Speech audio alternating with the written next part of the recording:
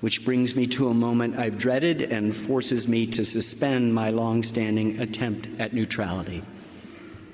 There is no real choice this November.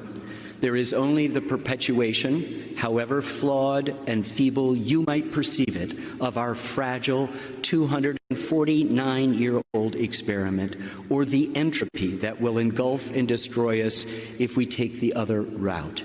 When, as Mercy Otis Warren would say, the checks of conscience are thrown aside and a deformed picture of the soul is revealed. The presumptive Republican nominee is the opioid of all opioids, an easy cure for what some believe is the solution to our myriad pains and problems, when in fact, with him you end up re-enslaved with an even bigger problem, a worse affliction and addiction, a bigger delusion, James Baldwin would say, the author and finisher of our national existence, our national suicide, as Mr. Lincoln prophesies. Do not be seduced by easy equalization. There is nothing equal about this equation. We are at an existential crossroads in our political and civic lives. This is a choice that could not be clearer. Ken Burns delivering the commencement address at Brandeis University. Mike Barnicle joins us now. Mike, your old friend Ken Burns, like Jon Meacham, spending his professional life taking the large view, the long view of history, and delivering a powerful address that culminated with a commentary about what's happening in our country today, where we're about to be going, and making a plea to the young people in that room, but also to the audience that's going to see it larger than that, that this is, from a man who has some perspective on these things, given his life's work, this is a pivotal moment. Yeah, it is. You know, the root of Memorial Day in the word memorial is memory. And you wonder, in listening to Ken's speech over the weekend at Brandeis, you wonder, is our memory so fleeting that we have forgotten about something else that Ken mentioned? One of the greatest stories in history, the story of America, the formation of America. We remember Ronald Reagan in 1984 talking about its morning in America. And now the reality is many people walking around probably wondering, is it twilight in America because of all the divisions in this country? I think we exaggerate the divisions because we are all Americans. But the idea that this country is so filled with, as he pointed out, right, left, red state, blue state, we are all Americans. Whether we came here from Pakistan or Vietnam, whether our parents came from Ireland or Germany or Italy, we are all Americans. And the idea that we seem to be loosening or maybe even losing that grip that ties us together as Americans in one common purpose, to continue to pursue freedom, not only for our children, but for our grandchildren. The idea that we're losing that is horrifying. It's beyond horrifying. It's a tragedy. And we've got to come to grips with this, with ourselves, really, to stop hating each other, to have a conversation with each other.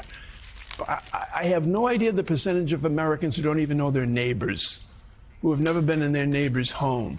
I have no idea of the number of children who missed so much because of COVID, no matter what their age, missed first grade, missed second grade, missed high school graduations, and would become isolated from one another in our fear of the future. And the future we measure now by a week's paycheck, by a month's paycheck. Where are we going? We've got to be told again and again the story of America, the real story of America. You know, Jon Meacham, I love the part, and it spoke to me so much because it was a great concern that Mick and I have been talking about over time, not about who wins or loses this fall, but which obviously concerns us, but just the challenges that are before us and before Americans. And as Ken said, we are imprisoned by our own binary reactions, presumptions and prejudices, and people just, again, simplifying things, stripping it down, not understanding the complexities, and like you and I have talked about, just running to whatever tribe they've picked. You look at AI, the grave challenges that poses on a existential scale to humanity, but also the threats to working Americans and jobs going away. You look at global warming. The evidence grows by the day, and yet we're really not doing anything significant about that. You look at people's sense of safety when they're walking through large cities, and the fact that they can't get enough police officers. People don't want to be police officers anymore. Not enough, if you ask the LAPD, if you ask the Philadelphia Police Department. There are these huge challenges. Well, and you've got Vladimir Putin on the march in Ukraine, again, because people didn't look at the issue as Americans have since World War II, freedom versus tyranny. They looked at it tribally. And so Mike Johnson held up aid because Donald Trump told him to hold up aid, and other Republicans who were always cold warriors just completely collapsed because they have this binary vision of America. It has nothing to do with ideology. I mean, it's you have voted for Republican presidents in your life. I sure have voted for a lot of Republican presidents in my life. Dr. Brzezinski endorsed Republican presidents during his lifetime.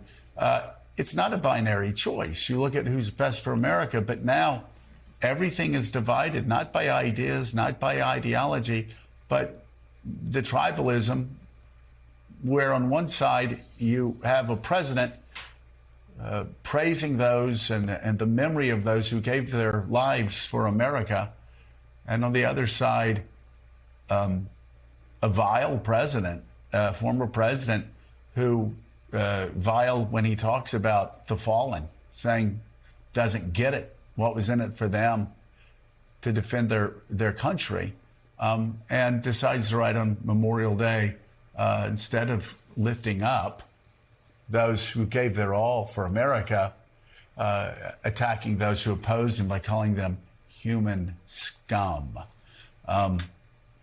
Let's talk about Ken Burns, what Ken Burns said, and how we move back, actually, to that sort of promised land. Well, I think we could do a lot worse than listening to what Ken said, what Mike said, what you just said. Reality is not binary, but the choice we face is. And that's an irony in all of this. I go back to this tension between what is patriotism and what is nationalism. And patriotism, classically understood, is allegiance to an idea. And the idea of America, however imperfectly realized, is that all men are created equal and are endowed by their Creator with certain inalienable rights. And that's our mission statement. And the Constitution, as it's been said, is our user's guide. And we've lived out of compliance a hell of a lot more years with that mission statement than we have in compliance. But at least we keep trying to get there. Nationalism, roughly understood, is just an allegiance to people who look like you, to people who worship the same God, to people who share the same ethnic characteristics. And that is a fundamental, vital, defining difference in how cultures organize themselves. Are we loyal to an idea that sometimes means I have to give as opposed to take, which is not part of human nature, right?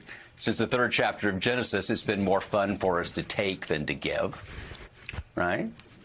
And so, but democracy, American democracy, as it's unfolded, is about giving as well as taking and seeing each other as neighbors. And, you know, without that, then politics is a total war. It's the law of the jungle, and it's going to keep unfolding in this disastrous way. I love what you said. America is an idea. Yeah.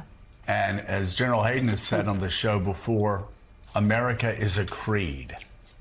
You raise your right hand You swear an oath to America, and you become an American citizen. I've said this before, and I think it's beautiful.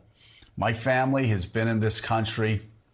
I don't know. We kind of get lost going back in the 1700s. We've been here like 300 years. Today, someone will raise their right hand. Today, maybe, I don't know, maybe from Indonesia, maybe from Pakistan, maybe from Denmark. It doesn't matter where they come from. They raise their right hand. They take that oath of allegiance to this country, and they become every bit as much of an American as anybody in my family that's been here for centuries. Now, if you don't see the beauty in that, and if you don't understand how different that is, even from Britain or France or Spain, in most countries, when you open your mouth and you talk, like even in Britain, people know everything about you and they judge you in large part because of your accent, where you're from, your schooling. In America, lift your hand, take an allegiance to the oath, the United States of America, and you, my friend, are an American. And that is a simple beauty that Donald Trump will never understand.